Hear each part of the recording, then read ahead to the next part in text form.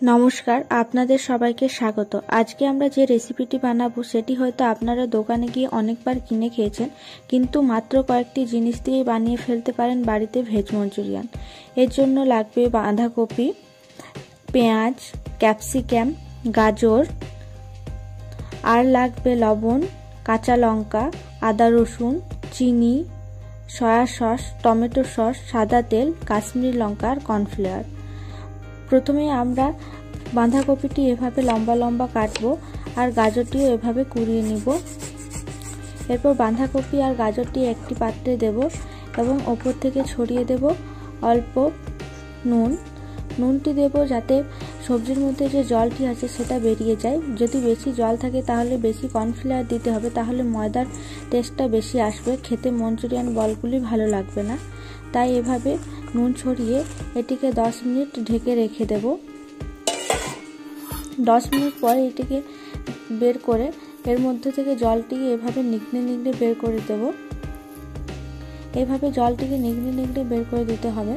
এরপর যে জলটি বেঁচে যাবে সেই জলটি ফেলে দেওয়ার দরকার নেই, সেটিতে আমরা আটা মাখতে পারি অথবা আমরা যে কোনো সবজির সাথে দিয়ে দিতে পারি।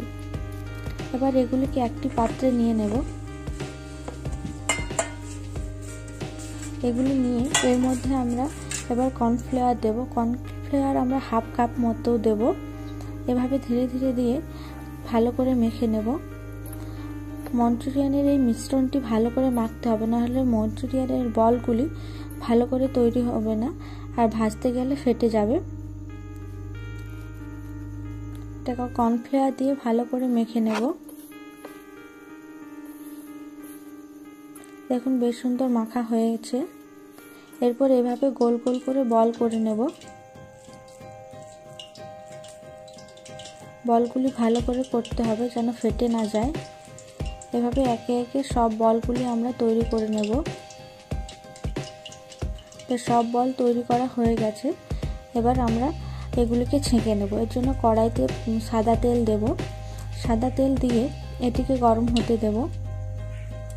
তেলটি গরম হয়ে গেলে এর মধ্যে মঞ্চুরিয়ানের বলগুলি একে একে ছেড়ে দেব। মনে রাখতে হবে যে ফ্লেমটি যেন খুব বেশি না থাকে আর খুব কম না থাকে। মিডিয়াম ফ্লেমে এটিকে হালকা সোনালি করে ভেজে নিতে হবে। খুব বেশি যদি আঁচ হয় তাহলে কিন্তু ভেতর অবধি সবজিগুলো সেদ্ধ হবে না। এই দেখুন বেশ সুন্দর লাল লাল হয়ে গেছে। এবার এগুলিকে তুলে নেব।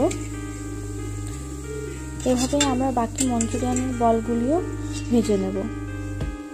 এরপর মঞ্চুরিয়ানের গ্রেভিটি তৈরি করার জন্য আমরা রসুনগুলি এভাবে কুচি কুচি করে কেটে নেব। রসুনের মতোই আদাগুলিকেও এভাবে আমরা কুচি কুচি করে কেটে নেব। আদা রসুন দিলে এটার মধ্যে বেশ সুন্দর লাগে খেতে। এভাবে কুচি কুচি করে কেটে নিয়েছি।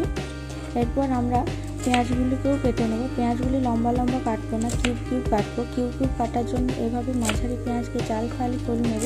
চাল ফালি করে এটাকে ছাড়িয়ে নেব। এভাবে ছাড়ালেই বেশ সুন্দর কিউব কিউব কাটা হয়ে যাবে, একদম দোকানের মতো কাটা হবে। ক্যাপসিকামগুলিকেও এভাবে কেটে নেব। আমরা এখানে 2টো কাঁচা লঙ্কা দিচ্ছি, আপনারা বেশি ঝাল পছন্দ করলে আরও কাঁচা লঙ্কা দিতে পারেন। এরপর গ্রেভিটি তৈরি করার জন্য কড়াইতে সাদা তেল দেব। সাদা তেল দিয়ে এর মধ্যে আদাটি দিয়ে দেব। তারপর দিয়ে দেব এর মধ্যে রসুনগুলো। এটাকে একটু ভেজে নেব। ভেজে কিউব করে রাখা পেঁয়াজগুলো দিয়ে দেব আর ক্যাপসিকামগুলিও দিয়ে দেব।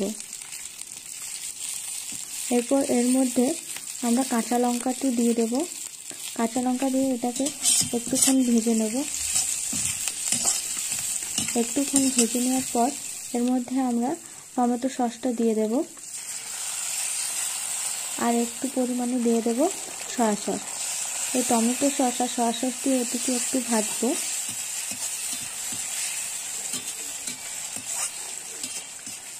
আর একটু কাশ্মীরি লঙ্কা দিয়ে দেব, এর ফলে রঙটা বেশ সুন্দর হবে।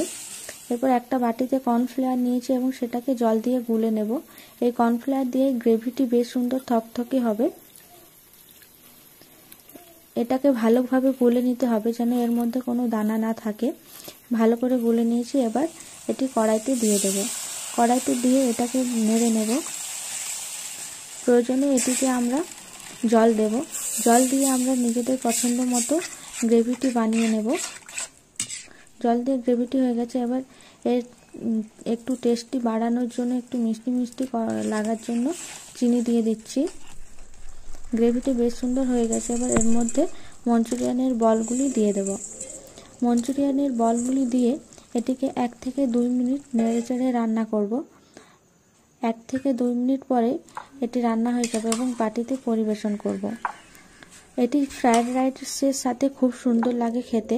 আর ভেজ মঞ্চুরিয়ান কেনার জন্য আর বাইরে যেতে হবে না, বাড়িতেই আপনারা খুব অল্প সময়ের মধ্যে এটি বানিয়ে ফেলতে পারেন।